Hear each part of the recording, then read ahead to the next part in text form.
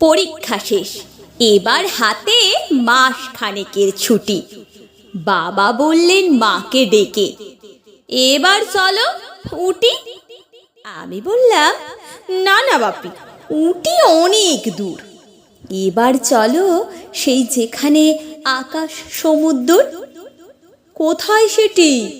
বাবা বললেন, বল না দেখি খুঁজে। আমি বললাম, বলতে পারি, এক্ষুনি চোখ বুজে। হাওড়া থেকে লোকাল ট্রেনে মেচেদা নামলাম, সেখান থেকে বাস যাচ্ছে সিঁদুরটিয়া গ্রাম। বাবা বললেন, হো হো, সে তো ছোট পিসির বাড়ি। আমি বললাম, এই ছুটিতে সেখানে যেতে পারি।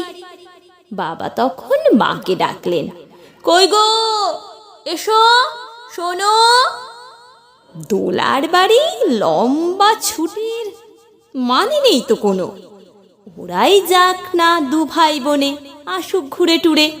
ওদের নিতে ডেকে পাঠাই টুকাই কুন্দুরে।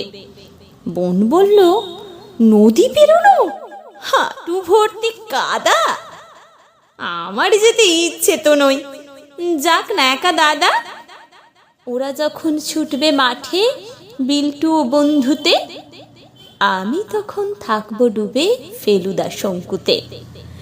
অনেক টানা পড়েন শেষে ট্রেনের পরে বাসে নেমেই দেখি হলদি জলে মেঘেরা ভেসে আসে। একটু পরে তাকিয়ে আমি মেঘগুলোকে খুঁজি। ওমা, ওই তো রঙে রঙে দোল খেলছে বুঝি। লঙ্কা জবার ঝোপটা গেল অন্ধকারে ছেয়ে, ছড়া পড়ছে জোনাক পোকার ছোট্ট ছেলে মেয়ে। সকালবেলা ছুট পাই পাই, মস্ত বড় মাঠ। মাঠ পেরিয়ে বনে গিয়েই ভূতের ভয় কাঠ। রোদ বৃষ্টি রামধনু আর জ্যোৎস্না লুটোপুটি, দেখতে দেখতে ফুরিয়ে এলো মস্ত বড় ছুটি।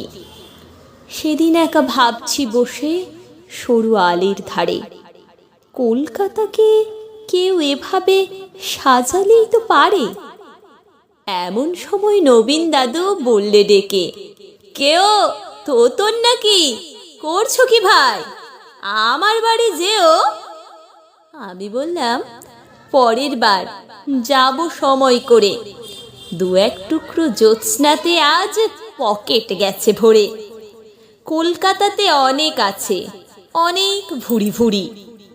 আকাশ তো নেই, তাই দুমুঠো আকাশ করছি চুরি।